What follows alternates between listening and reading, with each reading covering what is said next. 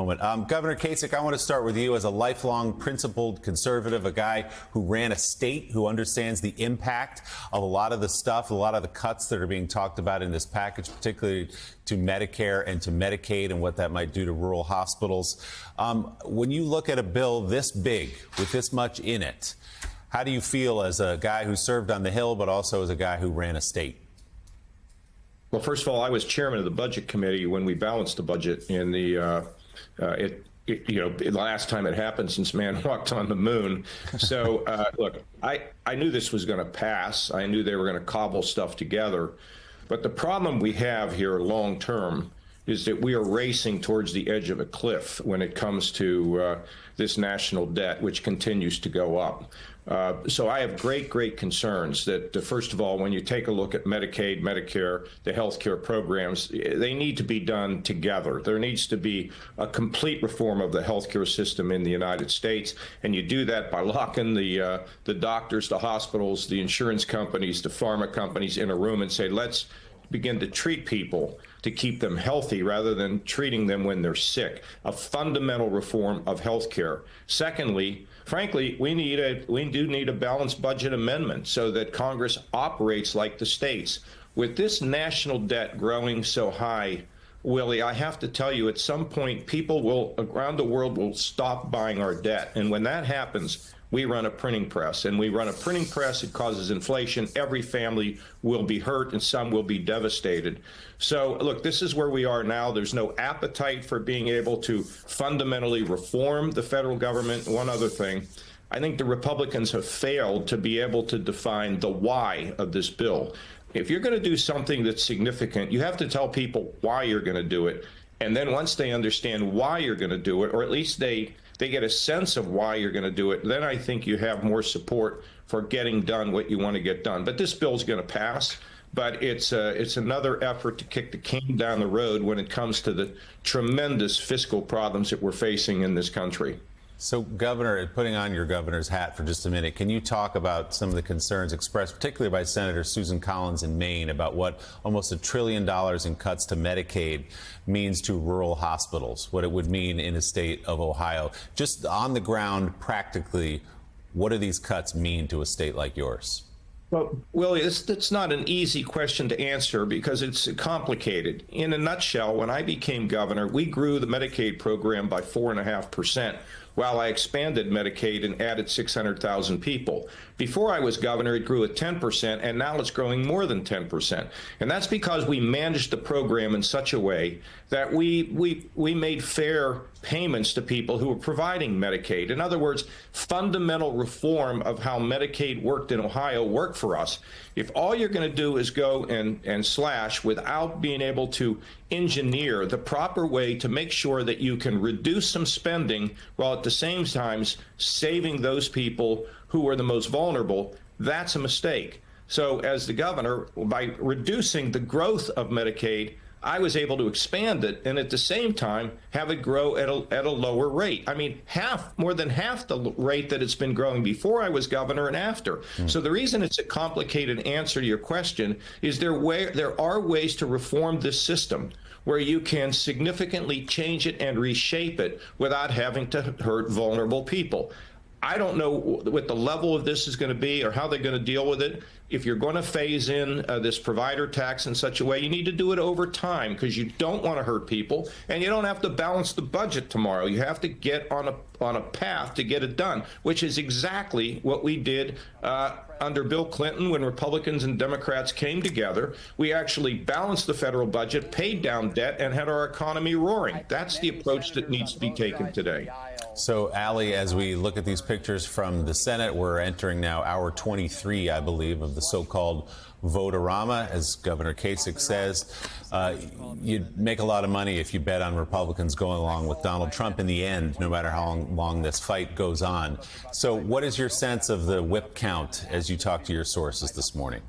Well, we heard the Senate Majority Leader John Thune say at around 4 o'clock this morning that he wasn't ready to pull the bill yet. We've seen senators filing in and out of his office. I just checked in with another Republican leadership source asking if that was still the posture, that they were still going to try to use the pressure, this ongoing vote-a-rama, to get Republicans to yes. And it seems like that is still the posture. They are on track to keep running out the clock on the Senate floor while also having those behind-the-scenes negotiations with key senators. I think what's interesting, and we've talked about this, is who those senators are. We know that Senators Susan Collins and Lisa Murkowski have voiced that they have concerns about the way that this bill is written. And I think Sam Stein made a great point in the last hour about how for Murkowski, it always comes down to Alaska. But for the lower 48 states, is it worth what Murkowski can get for her constituents to then kick off these tens of thousands of other Americans from their health care programs? And I think what's so fascinating here, and maybe Governor Kasich, you've been in these kinds of positions before and you can speak to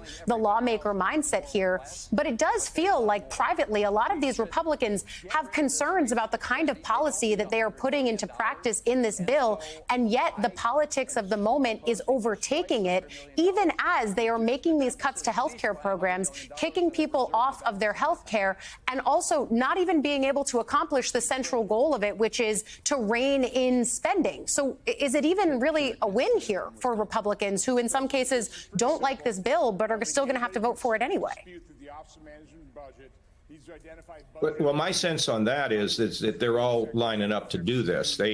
Look, if they don't pass this bill, it derails the Trump agenda and to some degree the Trump presidency. That's why it's going to pass. Yeah. And I know what it's like in those tense moments when you're trying to get something passed that makes a lot of sense.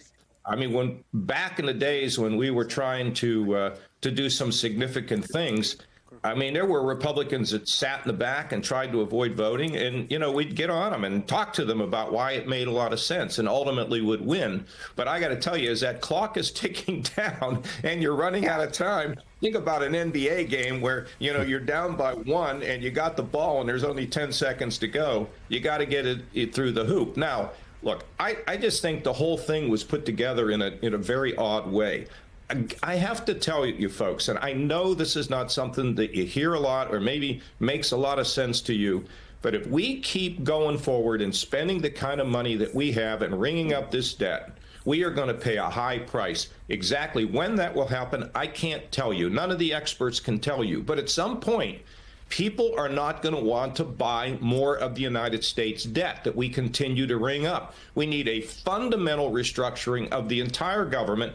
And I think Musk was trying to do that. The problem was he looked at anybody working in the government as an enemy. What we tried to do was to understand every function of the federal government. We could privatize, we could eliminate some, we would create priorities. It's the same thing I did as the governor of Ohio.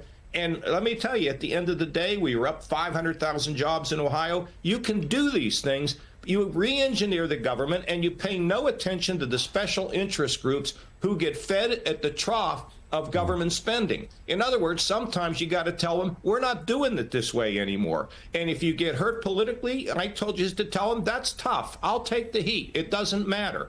But that is not happening in this bill. This is just kicking the can down the road. In terms of tax cuts, part of the way in which you control the spending, part of the way in which you help our economy is you have to have tax cuts. Some of the tax cuts in this bill, I think, are ridiculous and should be taken out. But the pro-growth tax cuts are critical. If you don't grow the economy, you can't get yourself in a position where it all begins to balance out. You reduce spending, you grow the economy, you begin to provide confidence in the markets for every American in this country. Well, Governor, your point about the debt makes actually a ton of sense. For some reason, it's always been an abstract point that people don't feel like hits them today, but it is coming, as many, many people like yourself have warned us, and it won't be pretty when it does. So, Mike Barnicle, there is the question of conservative principles like the ones Governor Kasich has, which is small government, not adding to the debt and the deficit. The CBO says this would add $3.3 trillion to the debt over 10 years.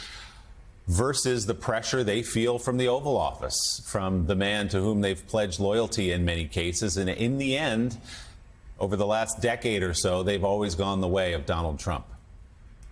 Well, Willie, you just used the word pressure from the White House. I'd substitute the word pressure for fear of the White House. Yeah. And Governor Kasich, in talking about what happened in the early 1990s when he and Bill Clinton worked so well together, and we did indeed have a balanced budget thanks to people like Governor Kasich, I would submit that was a different country politically. It was literally another century when all of that happened. And yet today, what we're seeing, very few things happen in Washington that people should sit up and take notice and pay attention to. This is one of those moments because a Republican Party led by Donald Trump is on the verge of inflicting a tsunami of personal grief on millions of Americans. 1 in 5 Americans are on Medicare. And 1 in 5 Americans who are on Medicare, they're not wealthy. They're not going to the Bezos wedding. They weren't even invited. They weren't even thought of. They're poor. They're on the edge every single day with their children and their families. And to take health care away from them, my question would be not only to Governor Kasich, but all the other Republicans. How is it? How do you go to work every day in the United States Senate now, this morning, with the idea that we're going to inflict more pain on people who live with pain each and every day? And Governor Kasich, I want to know what you think of the differences in the Republican Party and this Republican White House from the days when you were in the House. You're a Republican, a staunch Republican, but the difference in politics today as compared to then in terms of getting things done for people. Mike, it's terrible. And look, when it comes to the whole issue of health care, remember what I just said. I was the first Republican governor to expand Medicaid. I covered 600,000 people who had not have health insurance because I didn't want them living in prison or living under a bridge. And I think it is absolutely a moral principle to make sure that people are able to get health care and that we can't just willy-nilly dump people from the rolls. And I can't tell you exactly how this bill is going to be impacted throughout the states and what they're going to do. But what I can tell you, Mike, is those people who provide services, a number of them, the nursing home industry, for example, they're going to have to get a reality check. You can't keep getting more and more money every year to provide the same service, but we need a fundamental reform in healthcare. In addition to that, Mike, look, this is a different time. I'm not living in yesterday. I know what the reality is today, and it's just unbelievably terrible. I talked to members today who are just not happy with being there. What I've always expected or wondered about is why aren't we having Republicans link up with Democrats who are moderate as well and start to create a new coalition from which we can govern? That's what I had been calling for when we had the fight over the speaker's job with McCarthy. Why can't Republicans and Democrats come together? Because I'm a Republican, but the Republican Party was my vehicle. Mike, it was never my master. So my job was to serve the public, not to serve a political party. And too much of that now is self-interest on both sides of the aisle. And that's why we are not solving America's problems today. Without both sides getting along and respecting one another while they disagree, we're not going to solve these problems. And they are critical for our country's future and our children. Amen to that. Former Republican governor of Ohio, MSNBC political analyst John Kasich. Governor, thanks as always for your time. So, Jeremy.